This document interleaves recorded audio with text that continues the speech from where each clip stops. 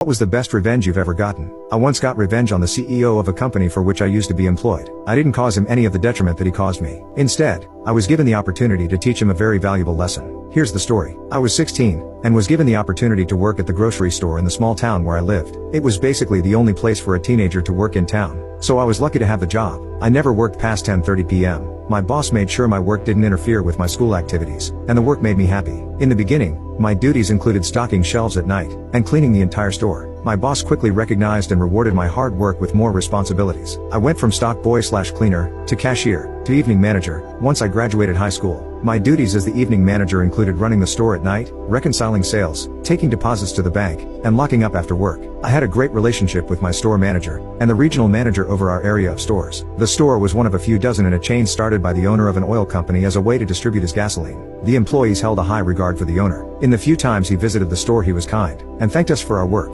He was working toward his retirement, and his son-in-law was transitioning into the CEO role. As many teenagers in the 90s did, I grew out my hair. As my hair was growing longer, my regional manager asked me kindly to keep my hair out of my eyes, either in a store cap or in a ponytail. There were no rules for appearance in the small company, but he wanted me to be as professional and approachable as possible since I was in a position of management. I was happy to oblige. In the late 90s, store was being remodeled and ownership and C-level folks in the company were coming around more often. Evidently, one of the good old boy higher-ups in the company didn't like my appearance, and said something about it to my regional manager. I was a valued employee, and my regional manager made it clear that my appearance was a non-issue. He reminded him that there were no rules against my long hair in the company guidelines. Nevertheless, my regional manager made me aware of the situation, and warned me that this higher-up might be around again and to be on my toes if he said something. A couple of weeks later, this good old boy came back to the store with some paperwork to deliver to the store manager. I had been instructed ahead of time to take the paperwork on her behalf, but she did not know who would be delivering it. I had just cut off my long hair days before, and pierced both ears. The same guy with long hair hating guy walked up to the counter where I was checking groceries,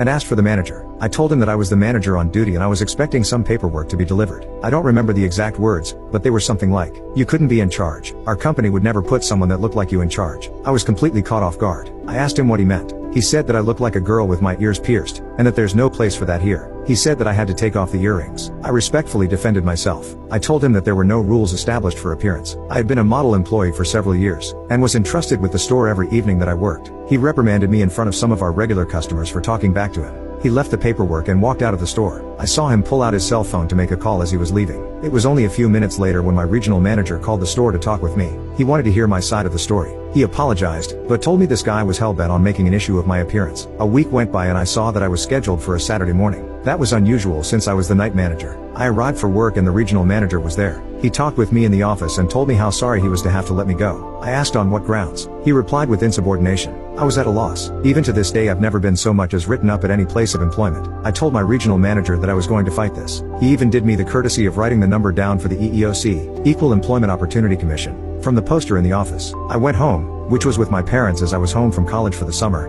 and explained to my dad what was happening. He didn't really want me to pursue the EEOC thing, but I was determined to stand up for myself against the good old boy corporate bully. After speaking with someone at the EEOC office, she believed I had a case for wrongful termination. They offered to see me that afternoon. Before driving to Dallas to meet with someone about my case, I decided to give the company a chance to rescind the firing. I really liked my job. I loved the people at the store, and all the customers I got to interact with every day. I didn't think I would be able to find another job that gave me the flexibility to work weekends through music school and give me full hours at every break. I really wanted to make this work. So, I called the corporate offices. After some time on hold I was actually passed along to the CEO of the company. Remember, the son-in-law, who was now fully in charge after the wonderful owner had retired. He was aware of the firing, because he likely approved it, but had only heard the side of the story that came from his entrusted bigoted corporate bully friend. I respectfully told the CEO that I would love to meet with him and have the opportunity to share my side of the story. I wanted to give him the whole picture of who I was, not some idea based on my appearance. He told me that he didn't need to meet with me to understand that I was a brat trying to get away with being disrespectful to an administrator in the company. I told him that I was planning on meeting with the EEOC that afternoon,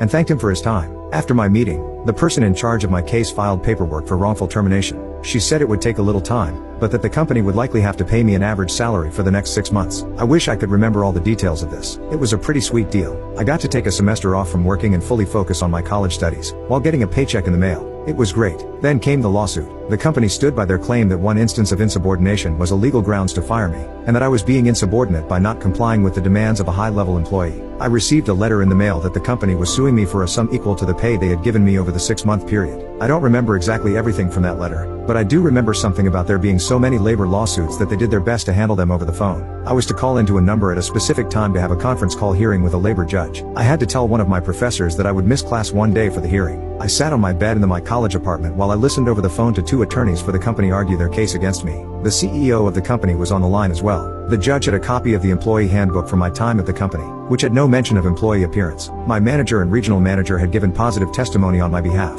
The judge essentially told the company that this was petty, that their legal costs far exceeded the 6 months of pay they had given me. He told them it appeared they were making this personal. His ruling was that I would keep the 6 months of pay. Thank goodness, because I had been spending it. But that wasn't my revenge. After my job-free semester of college, it was time to get a holiday job that I could hopefully keep on the weekends and change to full-time during my last summer before student teaching and graduating. I applied at a retail giant that had an extensive electronics section. I wanted to sell electronics. During my final interview, the human resources agent asked about my firing. She had a great time listening to the story. She asked if I would mind taking off my earrings for work there, as it was against corporate policy for men. I told her that I would absolutely take off my earrings for work. Not only was it against their policy, I was planning to be a teacher soon anyway. Male teachers in Texas just didn't wear earrings at that time. I did well at this store. HDTV had just become a thing, and projection big screens were selling like hotcakes. I was working on commission, and the paychecks were great. I worked with a lot of folks that didn't understand all the facets of the transition to HDTV, and really couldn't answer important questions for customers. HDTVs weren't priced like they are today. Most of the name brands were $4,000 and up at that time.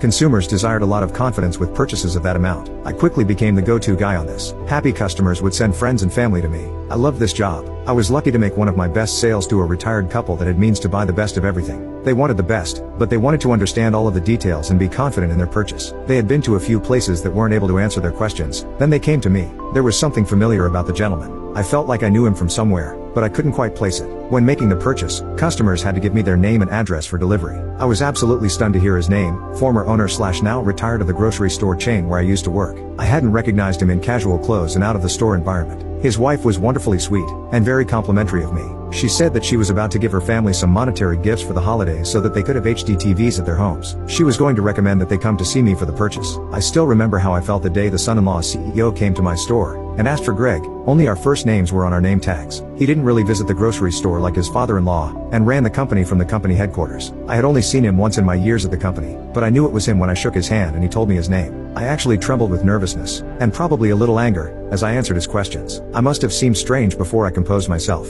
I smiled as he mentioned how much his in-laws thought of me. I got him set up with his needs. He thanked me profusely, and told me that it was hard to find reliable information and good service these days. I told him that if he needed anything to come back and see me. I rarely used them, because I was only going to be there for a year, but I pulled out a business card and handed it to him. I told him to ask for Greg Hamilton. He looked at the card and slowly looked up at my eyes. Greg Hamilton? Yes, sir, Greg Hamilton. I'm so happy I was able to help you today. I take a lot of pride in my work, and I hope that it shows. There was long awkward stare before he walked away. He actually turned back and took another look at me before leaving the store. I'll never know what he was thinking, but I like to think that he realized that he fired a respectable young man that took pride in his work, solely based on bias. The best revenge doesn't come from hurting someone. Deep down, what we really desire is to help someone learn a lesson. I'm so thankful that I had the chance as a young man to teach an important lesson to this CEO.